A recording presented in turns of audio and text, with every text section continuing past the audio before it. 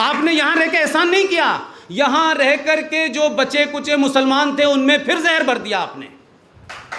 इसलिए कश्मीर में भी कोई कुछ बोलता है तो आप चुप रहते हैं, इसलिए यूपी के रामपुर का एक पागल कुछ बोलता है फौज के बारे में तो भी आप चुप रहते हैं, इसलिए इस देश में रोहिंग्या मुसलमानों के लिए लोग आप चिल्लाने लगते हैं, इसलिए कश्मीर के अंदर जो कुछ हो रहा है उसको जस्टिफाई ठहराने लगते हैं। वही मुसलमान कश्मीर के अंदर एक काले से रंग का झंडा देखा है आपने?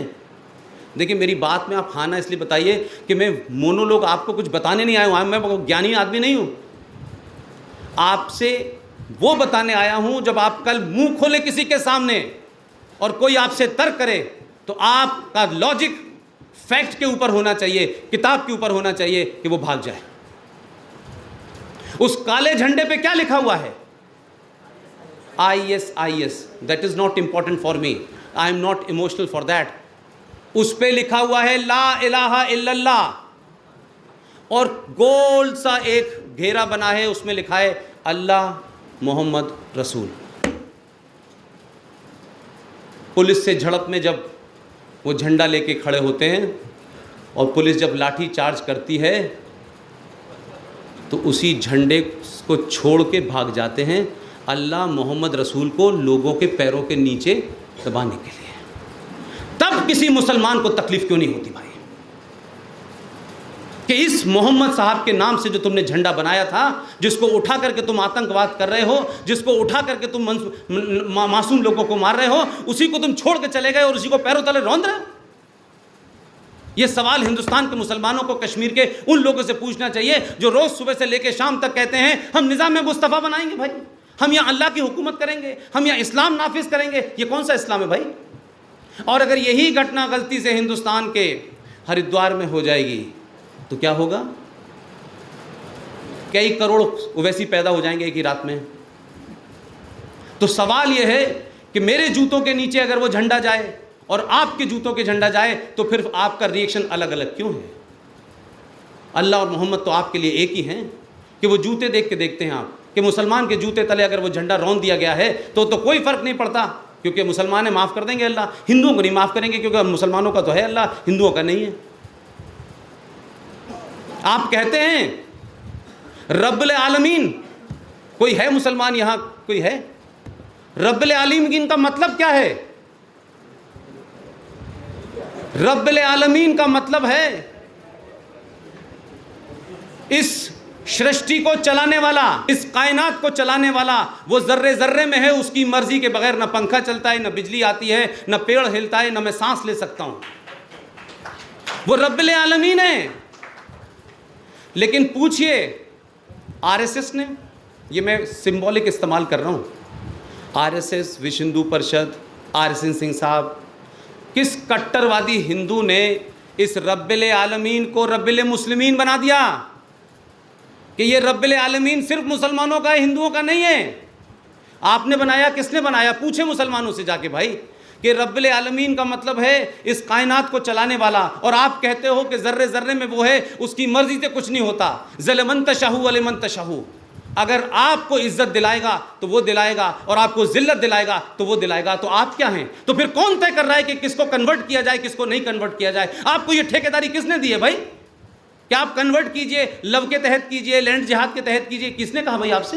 अगर आपको इश्क हो गया है किसी मुसलमान लड़की से, आपको इश्क हो गया है किसी हिंदू लड़की से, जाइए शादी कर लीजिए। लेकिन ये क्यों बता रहे हैं कि साहब हमको 2 लाख रुपए मिलेंगे क्योंकि हमें अपनी तादाद बढ़ानी है? अल्लाह के फजल से आपकी तादाद पूरी दुनिया में बहुत है, तो क्या कर लिया आपने?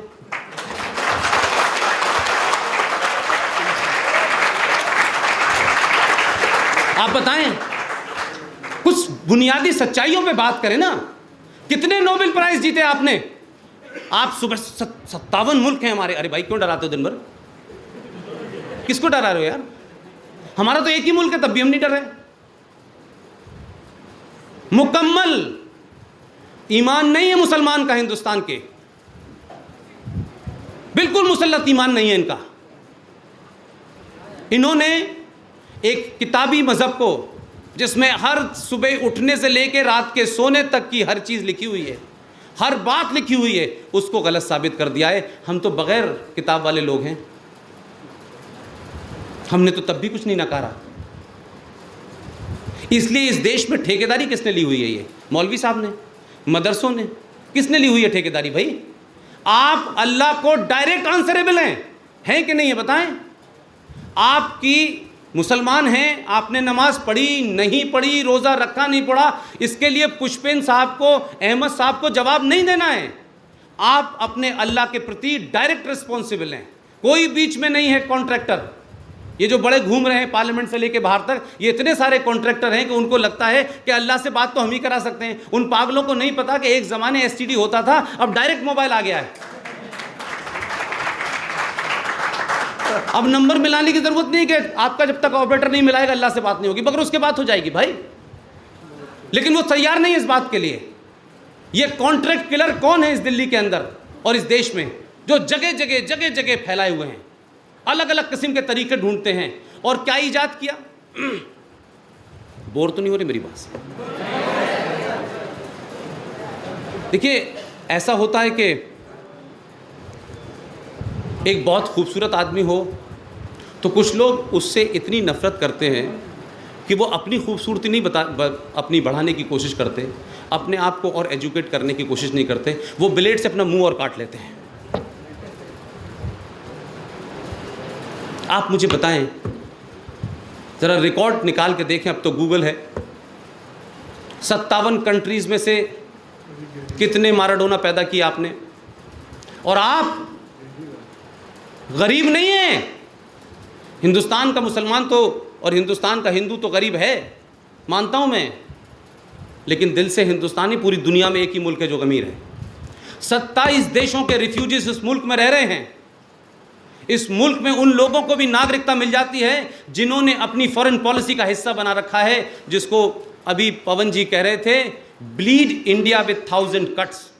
भारत को 1000 जख्म दो जो लगातार रिश्ते रहें। और ये हिंदुस्तान में जो कुछ रोज़ होता है, कभी रोहिंग्या के नाम पे होता है, कभी बांग्लादेशियों के नाम पे होता है, कभी गाय के नाम पे होता है, कभी कश्मीर में होता है, कभी अलीगढ़ यूनिवर्सिटी में होता है, ये उसी ब्लीड इंडिया का हिस्सा है। कोई मैराडोना मेसी नहीं मुझे लगता कि आपने पैदा किया। पाकिस्तान में पहला Nobel prize winner Abdul Salam, उसको एक यूरोपियन आदमी के साथ मिलकर ज्वाइंट मिला। महान कौम है ये, महान लोग हैं भाई।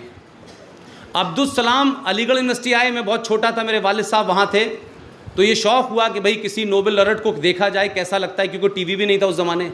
तो मैंने उनसे हाथ मिलाया, बहुत छोटा था मैं, 74 और 75 की बात होगी, मैं मुश्किल से तीसरी चौथी क्लास में पढ़ रहा था।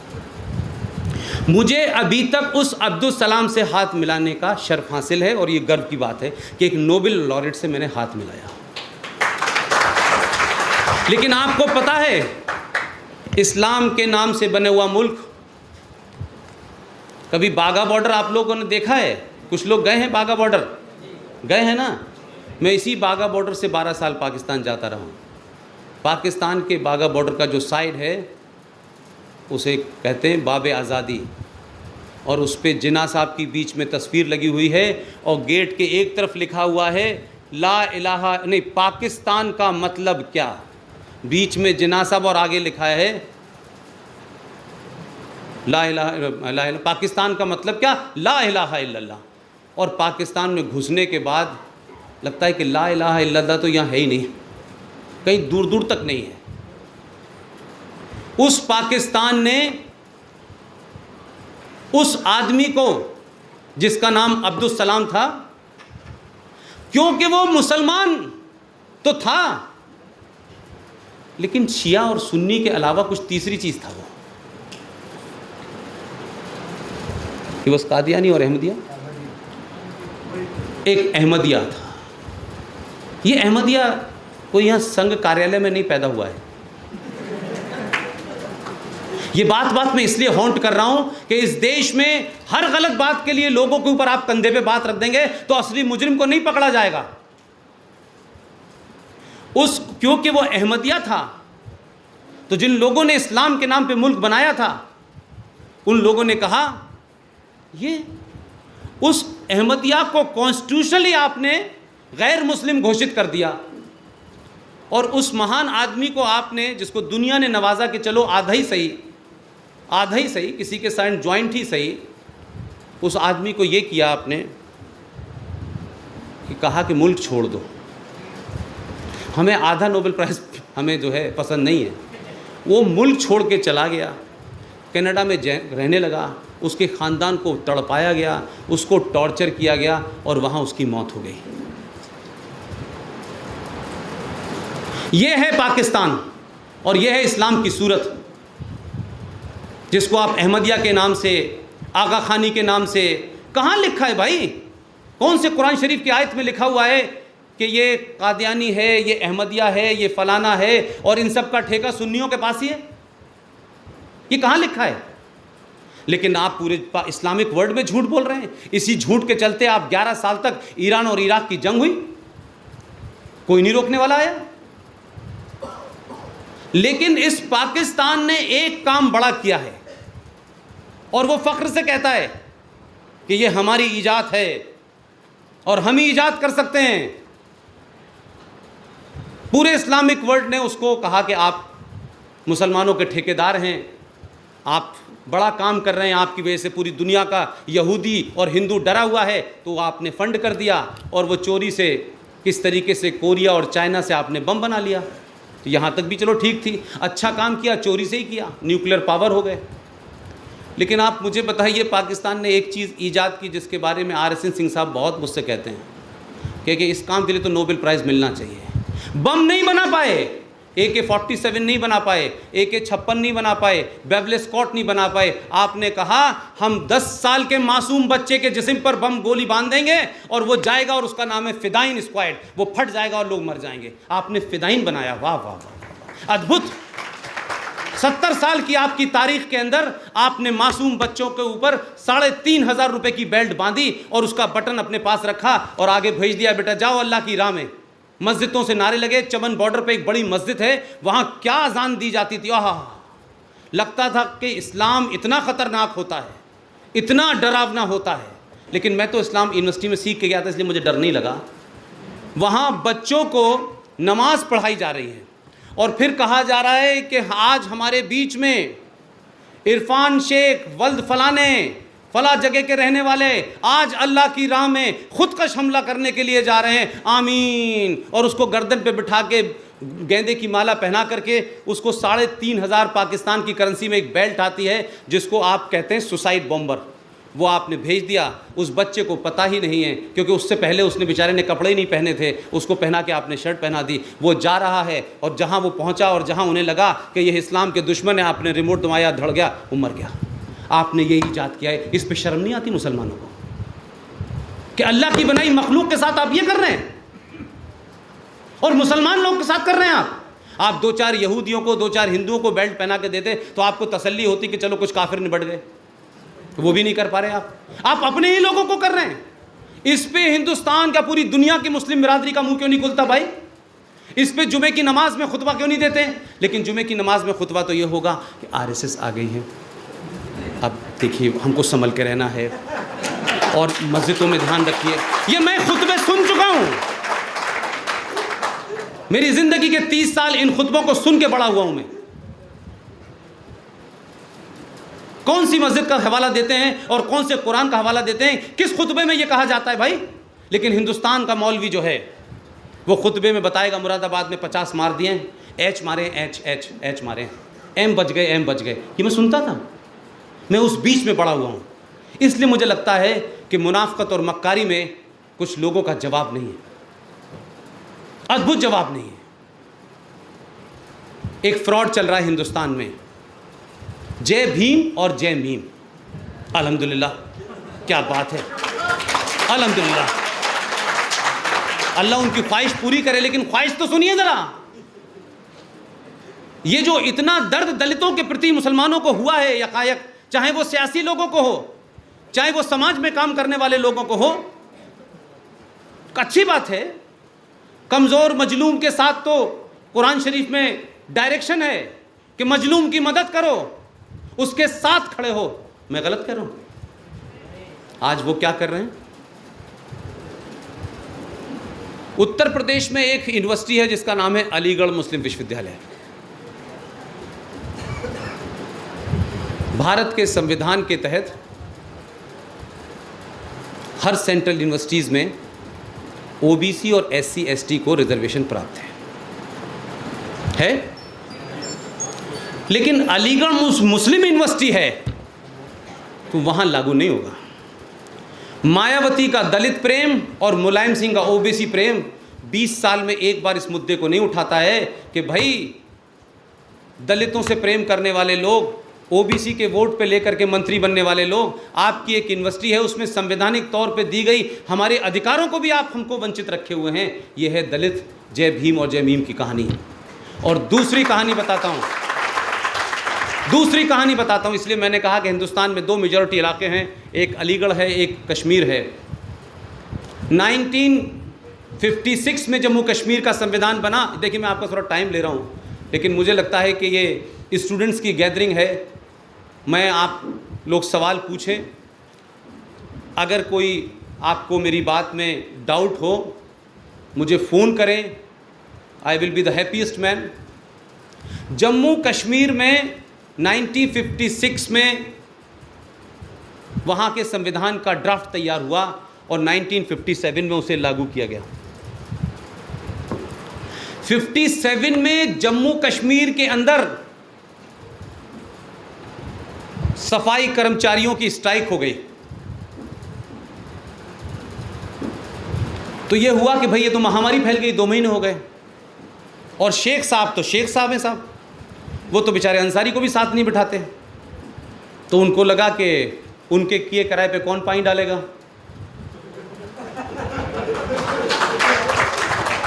तो ये हुआ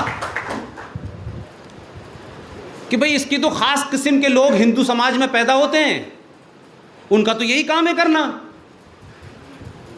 तो पठानकोट से, अमृतसर से, इन जगहों से 200 वाल्मीकि परिवारों को वहां के वजीर आला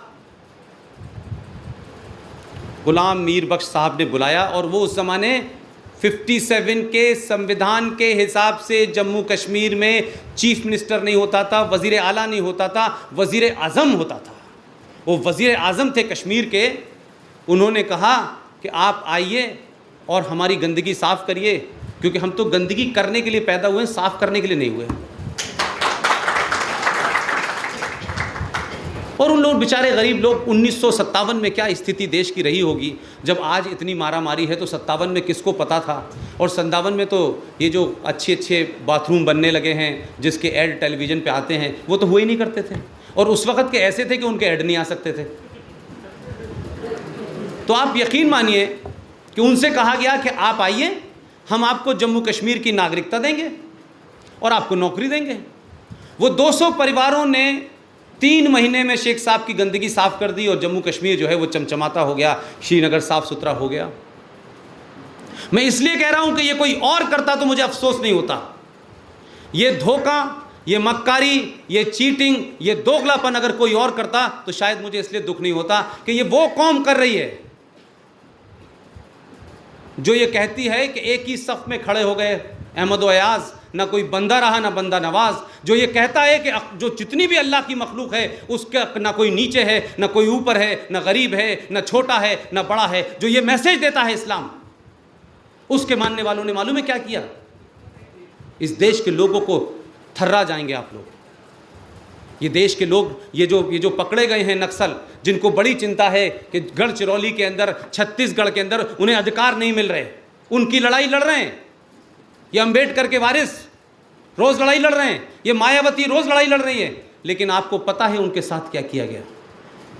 उनके साथ वो किया गया कि उनको बेचारों को भी नहीं पता था, क्योंकि इतने शायद वो भी बेचारे एजुकेटेड नहीं थे, उनको भी ज्ञान नहीं रहा होगा कैसे हालात रहे होंगे। 15 साल पहले हम जैसे बेवकूफ़ों ने एक रिसर्च कर डाली। अब आप कहेंगे कि हर शरारत के पीछे हम ही क्यों हैं। ये मत कहिएगा कि आप 1954 का भी मामला आप उठाएंगे, 1970 का भी उठाएंगे। अब चक्कर ये है कि हमें ऐसी जगह ट्रेनिंग हमने ली है कि हमें इस किस्म के किस्से करने का शौक़ है। 1957 में जो परिवार वहाँ 200 गए थे, उनसे मकान का वादा किया गया, परमानेंट नौकरी का वादा किया गया, वो बेचारे साफ करने लगे। 15 साल पहले हमको ये पता चला कि वो जो उस ज़माने के वज़ीर आज़म मीर साहब थे, वो संविधान में क्या लिख के गए हैं कि मैं समझता हूँ कि हिंदुस्तान के अगर किसी आदमी में ज़र्रा भर बराबर भी कोई शराफत है, ज़र्रा भर बराबर भी कोई अगर उसमें ईमानदारी है और मॉरलिटी है, तो 4 बार अपने मुंह पे झापड़ मारे और दीवार में सर मारे। लेकिन ये बेहयाई के ऊपर कोई नहीं टेलीविजन पे बोल रहा, कोई बोलना नहीं चाहता। आपने संविधान में जम्मू कश्मीर के ये लिख के चले गए कि ये 200 परिवार जो लोग हैं, इन 200 परिवार के बच्चे पैदा होंगे, उनके बच्चे पैदा होंगे, उनके बच्चे पैदा होंगे, और ये सिलसिला चलता रहेगा। इनको जम्मू कश्मीर की सरकार सिर्फ भंगी की नौकरी देगी और कोई नौकरी नहीं दे सकती। इस पे शर्म नहीं आती इस देश को? उन लोगों को नहीं आती जो निज़ाम मुस्तफ़ा की बात करते हैं, इस्लाम की बात करते हैं, कि ये कौन सा इस्लाम है भाई? कौन लोग हैं जो मूसा और ये दुजाना जो गोली चला रहे हैं और कह रहे हैं हम इस्लाम की हुकूमत नाफिज करेंगे? ये बदनुमा चेहरा है आपके इस्लाम का, ये बदनुमा चेहरा है आपके निज़ाम मुस्तफ़ा का, कि आप एक नस्ल को कहते हैं संवैधानिक तौर के ऊपर कि आप पैदा होंगे तो आपका बच्चा दलित भंगी की नौकरी कर सकता है सिर्फ जम्मू कश्मीर के अंदर, और कुछ नहीं नौकरी कर सकता। कोई हो सकता है जिनको दलितों की बहुत चिंता है, जिनको जय भीम और जय मीम का प्रेम है, वो कश्मीर में जाके कहां मर जाता है? ये पता था आपको? ये नहीं पता था। पूछिए मायावती से जाकर के, इतने लोग हैं कि आज उनके 2.5 लाख लोग हैं और उन्हीं के परिवार से एक बच्ची, जरा सोचिए, स्वीपर की बच्ची उसी जम्मू कश्मीर को छोड़ के आई, उसका परिवार वहीं रह रहा है, बाहर आई, डॉक्टर बनी और उसने हिंदुस्तान के एक बड़े अखबार में इंटरव्यू दिया और कहा व्हाट इज़ माई फॉल्ट। मेरे पैदा होने से पहले ही तय कर दिया मुसलमानों ने, मेरे पैदा होने से पहले ही तय कर दिया इस जम्मू कश्मीर की हुकूमत ने कि तुम सिर्फ भंगी का वर्ड लिखा हुआ है, आज शायद अनपार्लियामेंट्री हो गया हो, अनकॉन्स्टिट्यूशनल हो गया हो, उसमें शब्द लिखा हुआ है कि आप सिर्फ भंगी बन सकते हैं, कोई जम्मू कश्मीर में दूसरी नौकरी आपको नहीं मिलेगी। ये कौन सा जय भीम और जय मीम की बात है? जो लोग बड़े अमन चैन की बात करते हैं, जय भीम की बात करते हैं, ह्यूमन, उनको इस पे अपने आप को जलालत नहीं महसूस होती? ये देश इसके ऊपर नहीं खोलता। लेकिन अगर गलती से किसी हिस्से में हिंदुस्तान के किसी मुसलमान के साथ में कोई ऊंच नीच हो जाए तो पूरी हुकूमत और पूरा आधी सोसाइटी शर्मसार हो जाती है। ये फ़र्क है हिंदुस्तान की तासीर में। मेरा इसलिए गुस्सा है, मेरा कोई ख़ानदानी झगड़ा नहीं है मुसलमानों से, लेकिन ये पाखंड, ये मुनाफ़क़त, ये मक्कारी, ये डराना, कुरान मजीद इस्लाम में लिखा है। ज़रा भाई मुझे बताएं कि इस्लाम में लिखा हुआ था, आप लोगों ने अभी एक बहस सुनी होगी, बड़ी चर्चा में है, पता नहीं कितने लोग आपको बताते हैं, कितने नहीं बताते हैं। एक तलाक़ का मामला है, तलाक़ हलाला का मामला है। पता है आप लोगों को? क्या जानते हैं भाई, क्या जानते हैं? ये कहाँ कुरान में लिखा हुआ है? और सवाल ये है कि हमारी ट्रेजेडी तो देखिए, मैं दूसरी बात कर, हमारी ट्रेजेडी तो देखिए कि हम मुसलमानों से कह रहे हैं कहाँ लिखा हुआ है, और वो आपसे कह रहे हैं आपको पता है। यानी जो बात उन्हें बतानी चाहिए थी वो मैं बता रहा हूं उनको। ये तलाक़ बिद्दत क्या है? ये हलाला क्या चीज़ है भाई? ये निकाह मुता क्या चीज़ है? इसका क्या लीगल मतलब है? और भारत की सुप्रीम कोर्ट, भगवान राम का मंदिर कहाँ था, नहीं था, कैसे था, कैसे होना चाहिए, इस पे विवाद है, लेकिन 3 तलाक़ की सुनवाई कर। पवन जी मेरी बात अच्छी लग रही है आपको?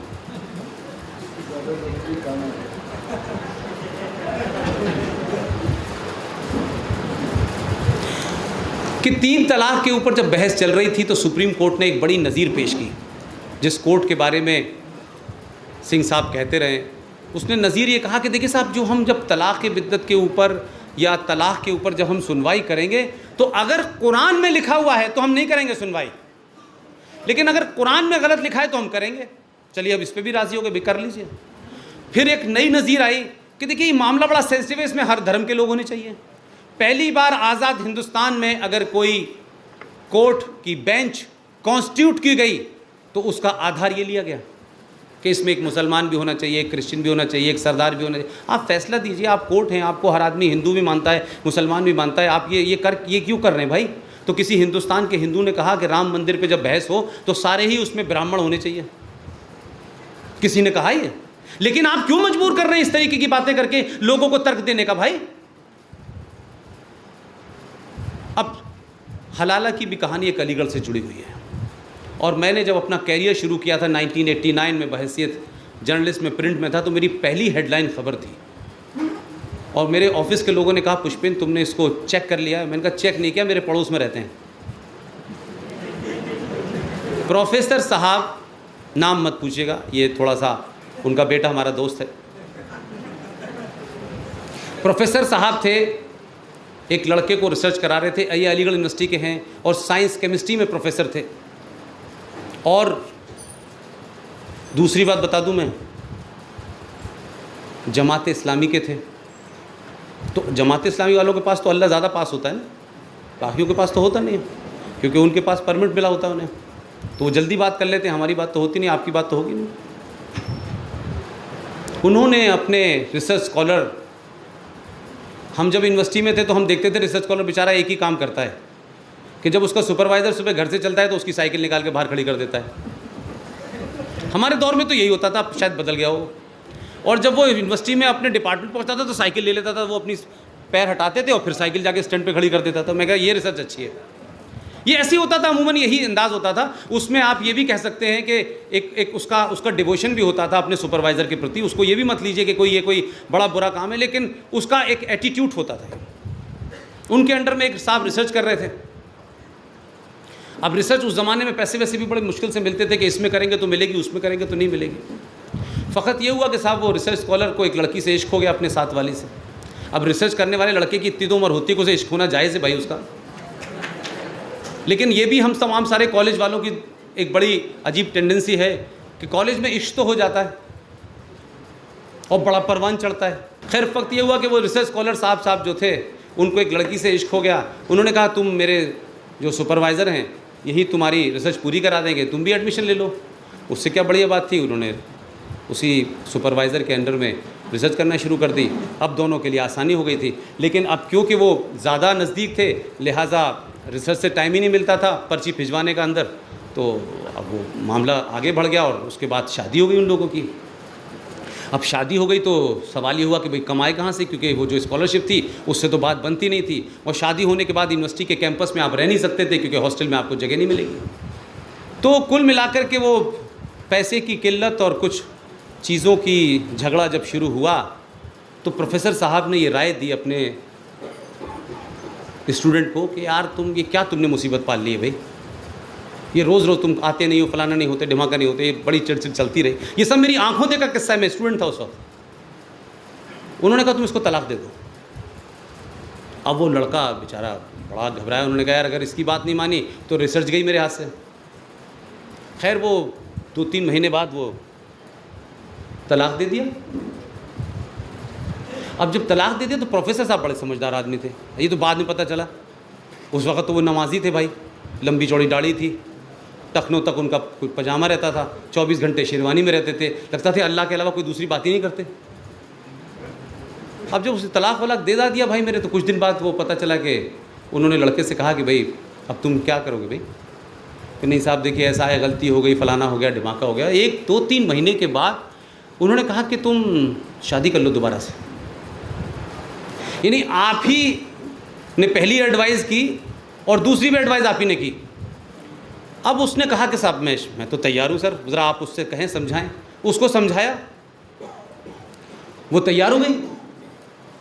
जब वो तैयार हो गई तो कुरान शरीफ बीच में आ गया। उन्होंने कहा इसमें तो लिखा है कि लड़की अगर तलाक देगी या दोनों के बीच में तलाक हो जाएगा तो उसके बाद अगर दोनों रजामंद हों और दोबारा से शादी करना चाहें तो इस्लाम ये कहता है कि इस लड़की को किसी गैर मर्द से शादी करनी होगी और फिर उसके साथ वो रहेगी और उस मर्जी से रहेगी कि वो जिससे शादी की है वो उसे 1 हफ्ते में छोड़े, 6 महीने में छोड़े, 6 साल में छोड़े। तो भाई ये तरीक़ा है, उसके साथ उसको शादी। तो अब इन्होंने कहा क्या शॉर्टकट तरीक़ा है, इससे बदनामी ना हो। तो केमिस्ट्री के प्रोफेसर बड़े समझदार थे, बोले ऐसा है घर की बात घर में रहेगी, मैं शादी कर लेता हूँ। नहीं, अभी तो क्लाइमेक्स आई नहीं। No no, is a real time story, it's not film Nikaah. ये निकाह फिल्म नहीं है। उन्होंने शादी कर ली। अब वो लड़का के छोड़ दो इसको, बोले नहीं छोड़ूंगा। आप यकीन मानिए, वो लड़का अलीगढ़ में है। हमारे दोस्त बताते हैं पुष्पेंद्र कभी पत्तों को गिनता है, कभी दीवार को गिनता है, पागल हो गया। और उन साहब ने उस लड़की से शादी करके उसे लीगल तलाक नहीं दिया, तो वो बेचारी कहीं जा नहीं सकती। दोनों बीवियां उनकी, एक गुजर गई, अब दूसरी है, और वो वहीं रह रहे हैं। ये पढ़े लिखे मुसलमान के बारे में बता रहा हूँ, जो प्रोफेसर था यूनिवर्सिटी का। तो मेरा कहना यह है कि आप बहस करें, खूब जम के करें। अगर इस देश में रामायण सीरियल का स्क्रिप्ट राही मासूम रज़ा लिख सकते हैं, और रामायण को और महाभारत को घर घर पहुंचाकर एक एवरेज, मैं भी उसी का मारा हुआ हूँ। उसी रामायण जो सीरियल था, उसी से मुझे पता चला कि भीम कौन थे और भगवान राम कौन थे। मुझे नहीं पता था, क्योंकि वहाँ तो था ही नहीं। हमारे घर से मस्जिद की दीवार लगी हुई थी, और हमारी माँ अक्सर कहती थी कि तुम कहाँ भाग जाते हो। मैं जाके नमाज़ पढ़ने भाग जाता था जैसे ही टाइम होता था। तो हमारी ज़िंदगी तो वो गुजरी। लेकिन कुल मिलाकर के जो बात मैं कहना चाहता हूँ कि आप डिबेट करें, लेकिन ये नहीं हो सकता कि हनुमान जी भी पर्वत कहाँ से लाए थे। यार क्या बकवास कर रहे हो यार, इसको ऐसे होता है कोई एक बंदर पर्वत उठा के ले आएगा। ये तो लोग बड़ी सफाई से कहते हैं। लेकिन ये नहीं पूछा किसी ने कि अतातुर पहाड़ी पे मूसा क्या करने जाते थे। वो कहते थे मैं अल्लाह मियाँ से बात करने जा रहा हूँ। अल्लाह मियाँ से बात करने के लिए हज़रत मूसा अतातुर पहाड़ी पे जाते थे और वापस आते थे। मेरे इस्लामिक स्टडीज़ के प्रोफेसर एमेरिटस अभी जीवित हैं, मैं उनसे पढ़ के आया हूँ। उन्होंने कहा पुष्पेंद्र, मूसा ने कहा कि 280 बार नमाज का हुक्म हुआ है। वो आए अपनी रियासत में आके बताने लगे कि अल्लाह ने फरमाया कि 280 बार नमाज़ पढ़नी है। तो लोगों ने कहा कि कैसे पढ़ेंगे, अगर हम सुबह नमाज में चले गए तो 280 बार का मतलब है हम उठ ही नहीं पाएंगे, सजदे में ही रहेंगे हम। तो उनका अल्लाह से सिफारिश कीजिए कुछ कम कर दें। तो फिर मूसा जाते थे। तो अब अगर मैं उसको ह्यूमर में ये कह दूं कि उस वक्त भी मूसा साहब बगैर मोबाइल के बात कर रहे थे। अब मूसा साहब बात कर रहे थे, मूसा साहब अपनी आके कहानी सुना देते थे, और फिर कहा करते करते वो 5 वक्त की नमाज रह गई।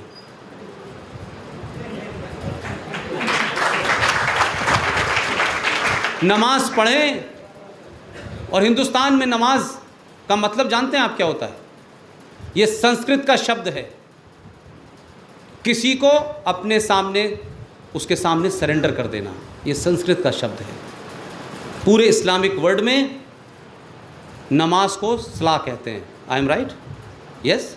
लेकिन हिंदुस्तान के मुसलमानों को इस देश की संस्कृति में शक्कर और चीनी की तरह घोलने के बाद भी जब लोग ये कहते हैं कि अब 7 नहीं हम 17 करोड़ हो गए, अब अलग मुल्क बन जाना चाहिए, तो इस हिंदुस्तान के हिंदुओं को गुस्सा आना चाहिए, नहीं आना चाहिए? इस गुस्से का कोई इलाज है कि नहीं है? और आतंकवाद के बारे में 2 लाइन कह के अपनी बात समाप्त करता हूँ कि पूरी दुनिया में जहाँ भी आतंकवाद हो रहा है, जहाँ भी हो रहा है, मेजॉरिटी आतंकवाद सक्सेसफुल होता है, माइनॉरिटी आतंकवाद सक्सेसफुल नहीं होता। अगर पंजाब में आतंकवाद सक्सेसफुल हुआ था इसलिए कि वहाँ मेजॉरिटी सिखों की थी। अगर कश्मीर में आतंकवाद रोज़ सक्सेसफुल होता है तो इसलिए कि वहाँ मुसलमानों की वो है। लेकिन अगर इस देश के उन लोगों को जो 800 साल गुलाम रहे, जिनके बारे में कहा जाता है ये कावड़ हैं, ये कायर लोग हैं, ये बेहया लोग हैं, कुछ भी कर लो हिंदू रिएक्ट नहीं करता। लेकिन माफ़ कीजिएगा, अगर आप दीवार पे जा कर के उसको टिका देंगे, अगर आप उसको बैक टू द वॉल करेंगे, तो 2012 में जो बर्मा में हुआ है वो हिंदुस्तान में ना हो जाए। इस डर के साथ अपने साथियों को समझाइए कि इस्लाम का प्रचार करें, मोहम्मद साहब का प्रचार करें, लेकिन खुदा के वास्ते इस हिंदुस्तान की मेजॉरिटी को उस दूर तक मत धकेलिए कि वो रिएक्ट करना शुरू कर दे। और ये रिएक्शन के बाद फिर न कोई जैसे मोहम्मद होगा, ना हरकुल अंसार होगा, ना दुख्तरान मिल्लत होगी, फिर अल्लाह जाने क्या होगा। बहुत बहुत शुक्रिया। खुदा हाफिज़।